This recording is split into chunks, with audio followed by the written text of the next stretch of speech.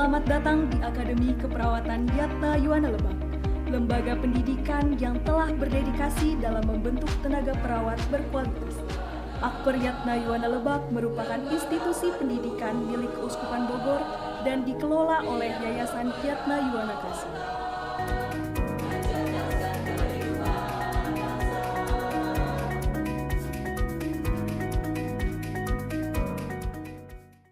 Assalamualaikum warahmatullahi wabarakatuh. Selamat siang, salam sejahtera untuk kita semuanya.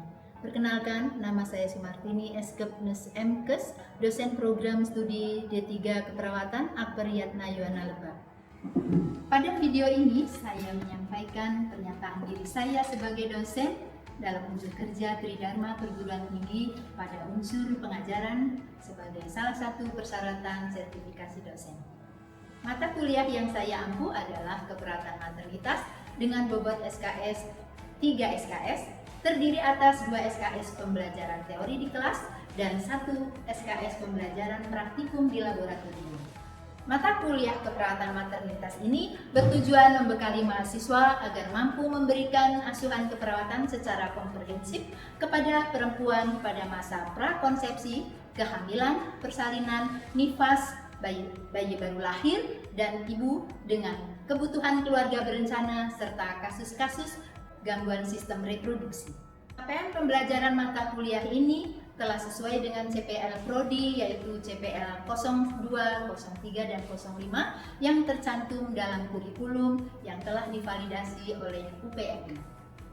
Capaian pembelajaran mata kuliah ini adalah mahasiswa mampu melakukan pengkajian, merumuskan diagnosa keperawatan, menyusun intervensi, melaksanakan tindakan keperawatan, serta melakukan evaluasi berdasarkan evidence-based nursing. Pembelajaran teori ini, saya menggunakan metode ceramah interaktif, diskusi kelompok, studi kasus, presentasi, dan pembelajaran berbasis masalah atau problem-based learning. Pada pembelajaran praktikum di laboratorium, mahasiswa berlatih keterampilan klinik menggunakan Phantom dan berbagai alat yang sesuai dengan prosedur tindakan keperawatan pada mata kuliah keperawatan maternitas.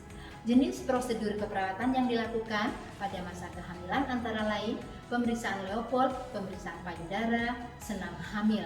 Pada masa persalinan antara lain observasi HIS, pencatatan hasil observasi menggunakan partograf, menolong persalinan normal, mengobservasi HIS dan denyut jantung janin, menilai Apgar. Pada asuhan masa nifas, keterampilan yang harus mereka kuasai, perawatan payudara masa nifas, perawatan vulva, perawatan lohia, senam nifas, pelayanan berbagai kontrasepsi, misalnya suntik, pil, dan kondom. Semua prosedur tersebut di atas saya rangkum dalam buku panduan praktik laboratorium yang saya susun sendiri. Sesi laboratorium, saya mendemonstrasikan setiap prosedur keperawatan maternitas dengan teknik demonstrasi dan simulasi. Selanjutnya masing-masing mahasiswa akan melaksanakan redemonstrasi dan diperkuat dengan adanya praktikum mandiri yang dalam pelaksanaan tetap mendapat fasilitas dan pengawasan dari petugas laboratorium. Selama praktikum, saya selalu menekankan pentingnya komunikasi terapeutik, keselamatan pasien, dan profesionalisme mahasiswa selama praktikum, baik di laboratorium maupun pelaksanaan praktik klinis. Evaluasi dilakukan secara berkesinambungan melalui penilaian formatif maupun sumatif. Komponen penilaian meliputi kehadiran, keaktifan diskusi, penugasan individu dan kelompok presentasi, UTS maupun UAS. Keterampilan praktikum di laboratorium menggunakan rubrik OSCE dan daftar pilih keterampilan. Sebagai dosen keperawatan, saya berkomitmen untuk terus meningkatkan kualitas pembelajaran melalui pengembangan metode pembelajaran inovatif, pemanfaatan teknologi pembelajaran, serta meningkatkan kompetensi profesional agar mampu menghasilkan lulusan perawat vokasi yang kompeten, beretika, dan siap memberikan pelayanan keperawatan yang berkualitas kepada masyarakat. Demikian pernyataan diri saya sebagai dosen dalam unjuk kerja Tridharma Perguruan Tinggi bidang pengajaran dapat saya sampaikan. Selanjutnya saya sertakan video pembelajaran praktikum di laboratorium klinik yang telah saya buat. Terima kasih. Assalamualaikum warahmatullahi wabarakatuh.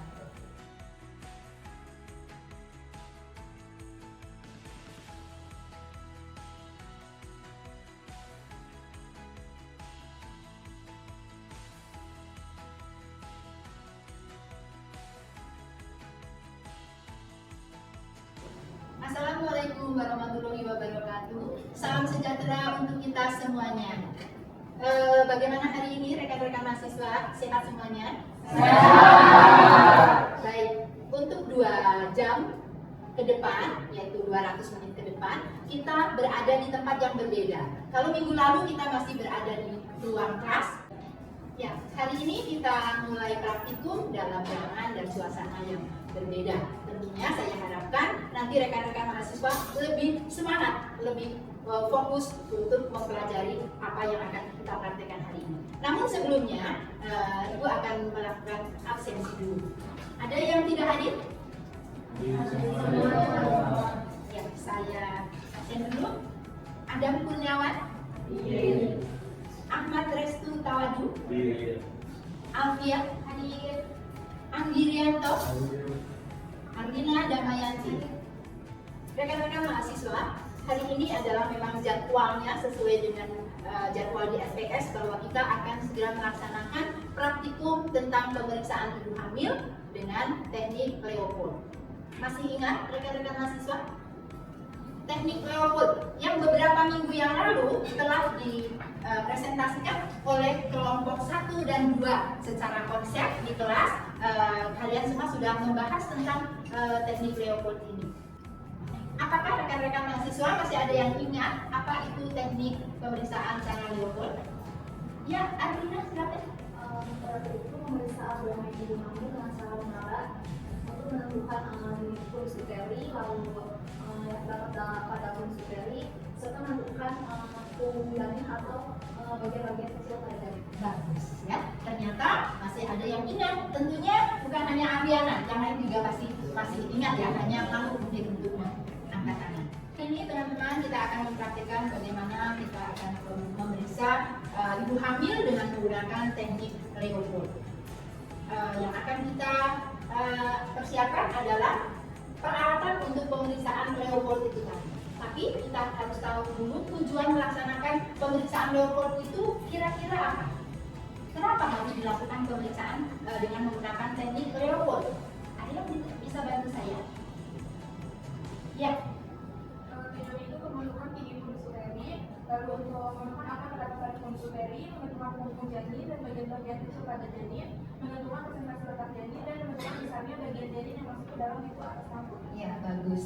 Betul. Apa yang menjadi tujuan dari Leopold adalah untuk mengetahui tingginya fundus uteri, di mana dengan kita tahu tinggi fundus uteri, maka kita akan mengetahui tuanya kehamilan, baik tuanya kehamilan dalam minggu maupun tuanya kehamilan dalam bulan. Dengan pemeriksaan Leopold ini, selain untuk menentukan tuanya kehamilan, kita juga ingin mengetahui letak janin di dalam uterus ini, apakah letaknya dalam keadaan normal, ataupun sungsang, ataupun lintang. Nah, itu kita akan bisa mengetahuinya. Dengan pemeriksaan Leopold ini, kita juga akan bisa mengetahui apakah presentasi kepala janin sudah masuk ke dalam panggul atau belum. Ya, baik, segera supaya waktunya juga tepat, saya akan menyebutkan alat-alat yang digunakan untuk melakukan pemeriksaan Leopold ini.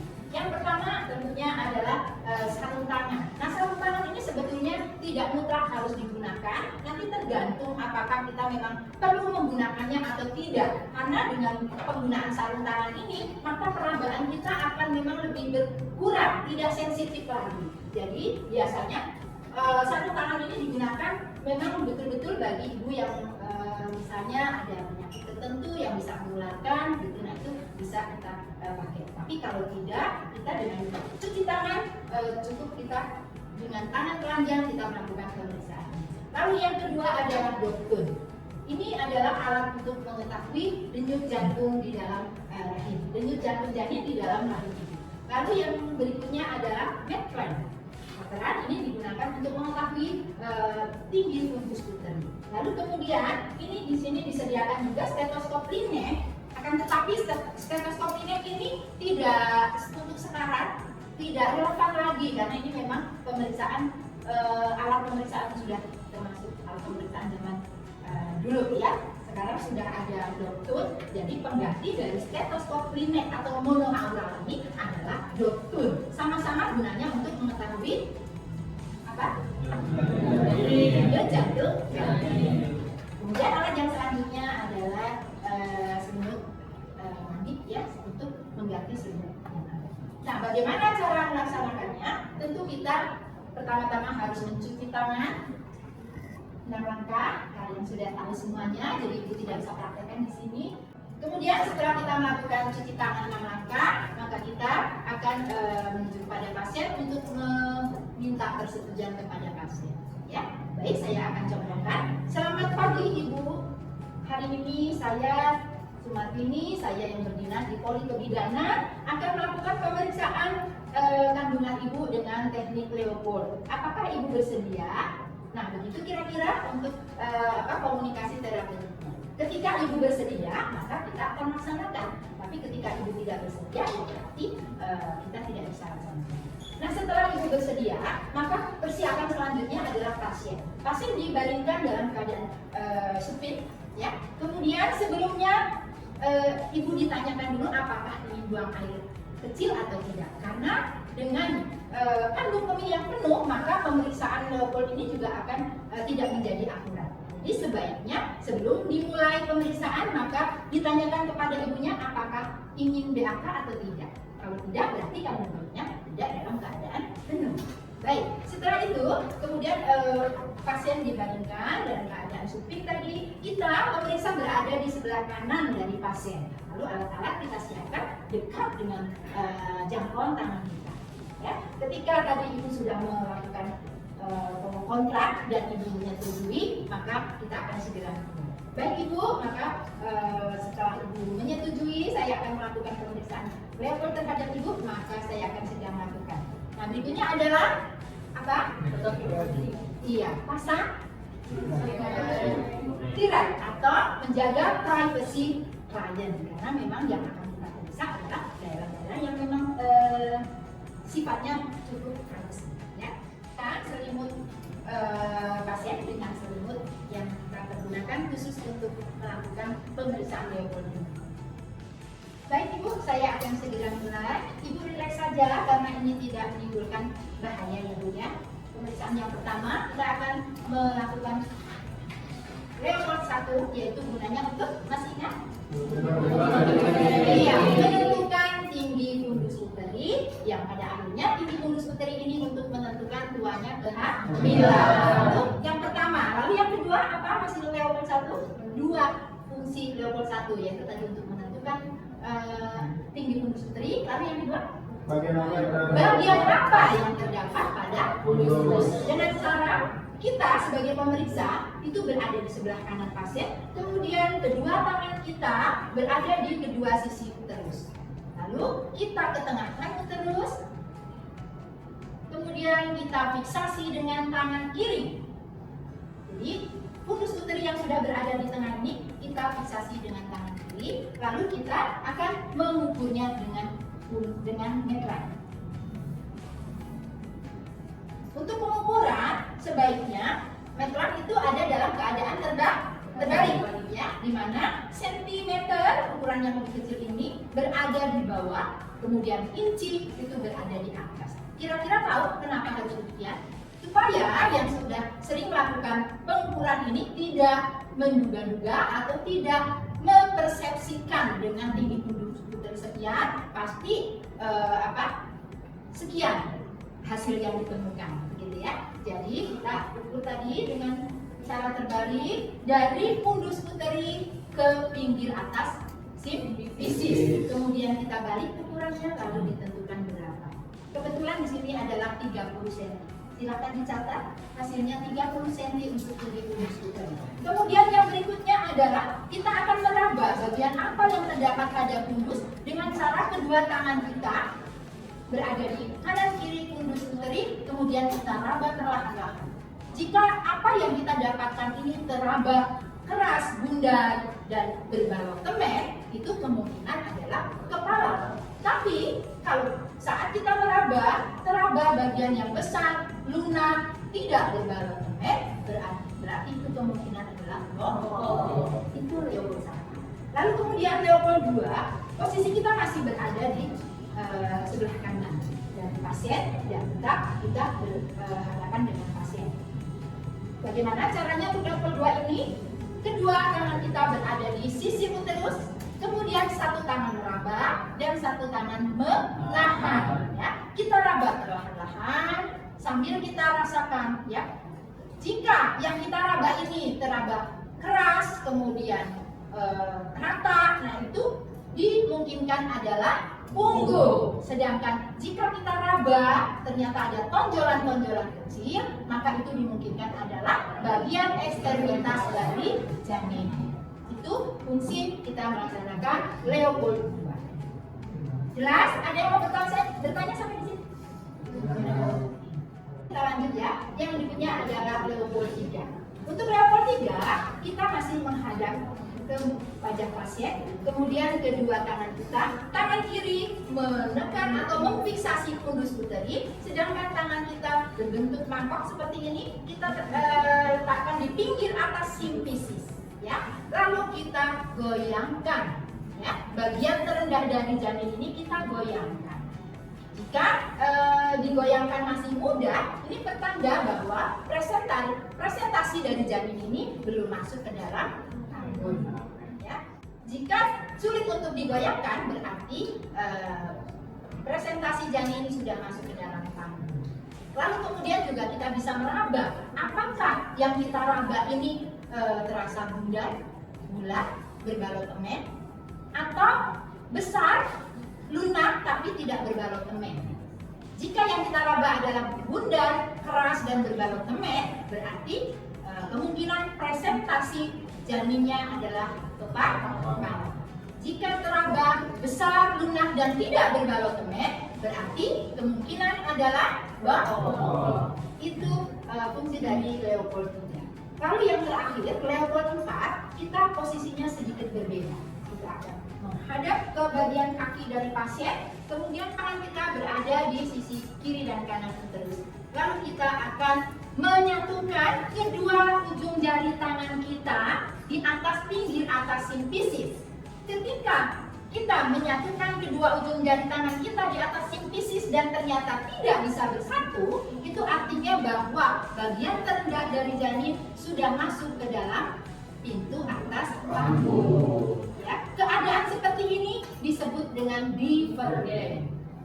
Namun ketika kedua ujung jari tangan kita masih bisa kita satukan di atas pinggir atas simfisis, maka itu kemungkinan presentasi janin belum masuk ke dalam panggul yang biasa kita sebut sebagai konvergen. Ya, kira-kira seperti itu pemeriksaan Leopold untuk palpasinya. Lalu kita akan lanjutkan dengan auskultasi, yaitu pemeriksaan denyut jantung janin. Ya, tadi pada Leopold II kita sudah mengetahui bagian mana yang terdapat punggung dari janin itu. Ya, karena Leopold II ini untuk mengetahui punggung janin ini berada di sebelah kiri atau sebelah kanan. Ya, kita contohkan saja bahwa punggung bayi ada di sebelah kiri dari pasiennya tentunya. Maka nanti kita akan menentukan peletakan transducer ini di sebelah kiri. Lalu apakah presentasi janin ini letak bokong atau kepala? Jika letaknya adalah presentasinya adalah presentasi kepala, maka kita akan meletakkan transducer ini di sebelah kiri bawah pusat, karena yang menjadi patokan adalah pusat. Namun ketika presentasi dimungkinkan itu adalah bokong, maka kita akan meletakkan transducer ini di sebelah kiri, karena punggung kiri tadi karena yang kita raba punggung adalah sebelah kiri. Lalu di mana? Di bagian atas atau di bagian bawah dari pusat? Di bagian atas dari pusat, karena pemeriksaan jantung ini lebih dekat ke kepala daripada ke arah bokong. Ya, tadi sudah ditentukan hasil bahwa punggung kiri presentasinya adalah kepala, maka kita akan meletakkan transducer ini di bawah pusat sebelah kiri. Kita on-kan powernya, kemudian kita menggunakan jeli, oleskan jeli ini di abdomen bagian kiri bawah, kemudian kita letakkan transducernya, lalu kita dengarkan bunyi jantungnya. Ya, kalau belum jelas boleh digerakkan di sekitarnya. Ya, nah ini nanti akan terdengar suara detak jantung bayi. Ya, dan nanti ketika sudah 1 menit akan tercatat di sini berapa jumlah dari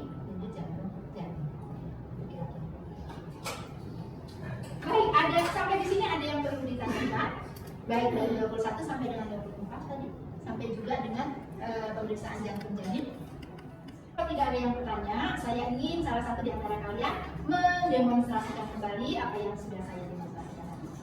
Siapa? Ya, Sofia, bagus ya, silakan. Yang lain bisa melihat di halaman 29 ya, di sana ada ulasan untuk jawabannya. Ya, silakan Sofia. Ya, silakan. Yang pertama kita melakukan beberapa orientasi terlebih dahulu. Selamat sore Ibu, kenapa saya salah kerja dan dari jam 7 sampai jam 12 nanti. Ibu, ini saya akan melakukan pemeriksaan abdomen Ibu itu dengan cara robot. Apakah Ibu bersedia? Ya, Sudah bersedia. Kita persiapan alat terlebih dahulu.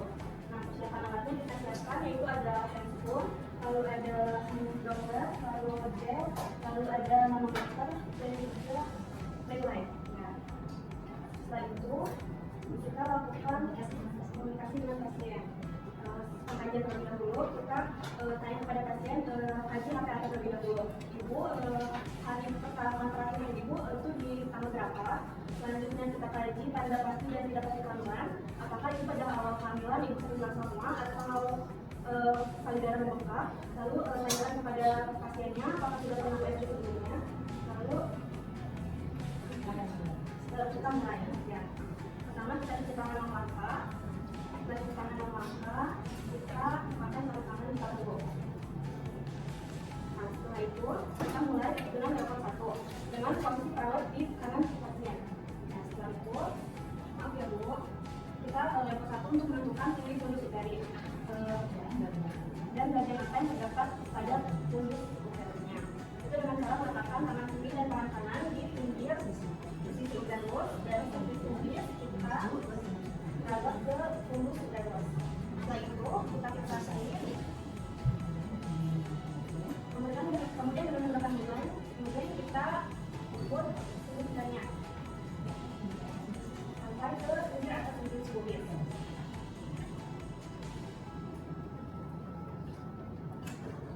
Ya, hasilnya 30 cm ya Bu.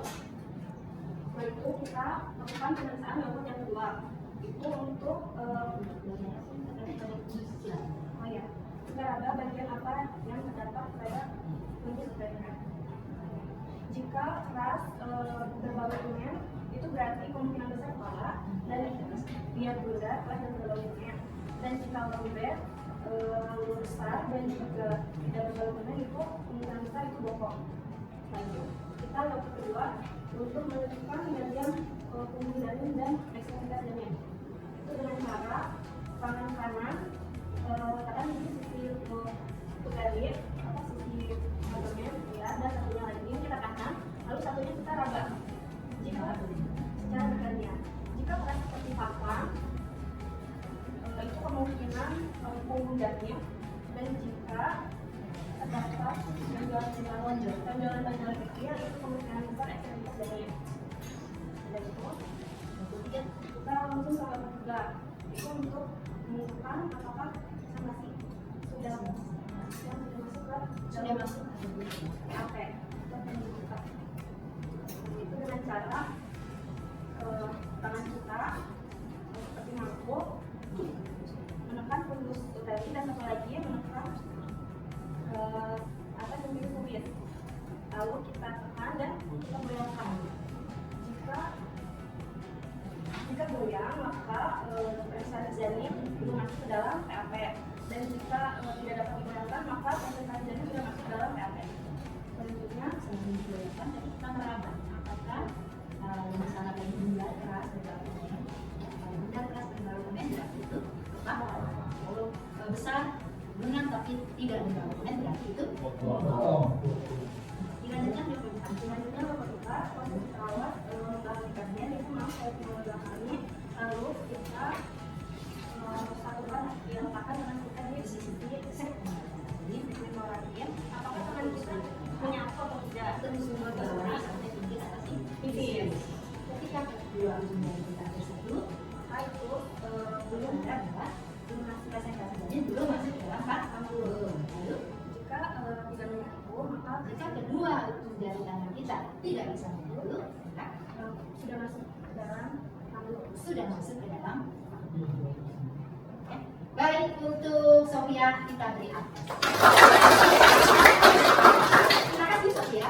Untuk selanjutnya tadi sudah ditentukan oleh Sofia bahwa tinggi pundus uteri ibu ini adalah 30 cm.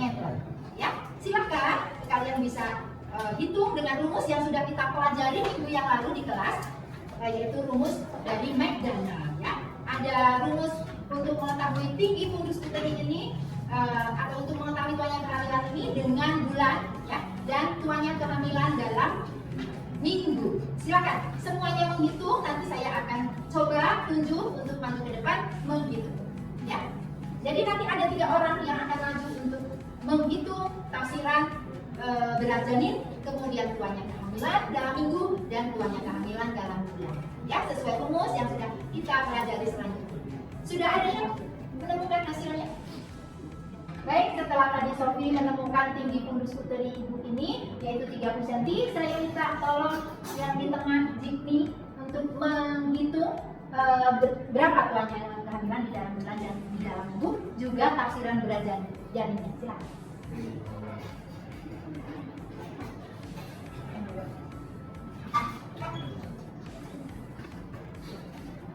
Ya, silakan. Terima kasih Bu telah memberikan waktu kepada saya.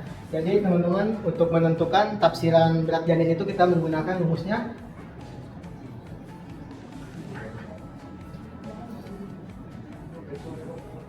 yaitu TFO dikurangi M dan dikali 155. Tadi sudah diukur sama Sofi, TFO-nya itu hasilnya 30.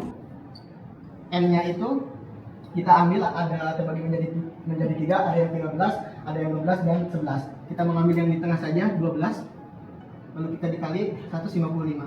Maka 18 dikali 155 itu hasilnya 2790 gram. Sudah diketahui. Lalu untuk menentukan tafsiran dalam bulannya itu kita menggunakan rumus TFO dikali 2 dibagi 7. Maka 30 dikali 2 dibagi 7, maka hasilnya itu 8,5. Lalu untuk dalam minggunya TFO dikali 8 dibagi 7. TFO nya itu 30 dikali 8 dan dibagi 7, maka hasilnya 34,28. Dapat disimpulkan dari hasilnya ini dalam bulan 8,2. Tuanya kehamilan dalam bulan yaitu 8 bulan, lalu 8,5 bulan. Kalau misalnya dalam minggu itu 34 minggu. Kemudian untuk berat janinnya yaitu ada di 2790 gram. Iya, tepat. Sudah menghitung yang lain? Oke.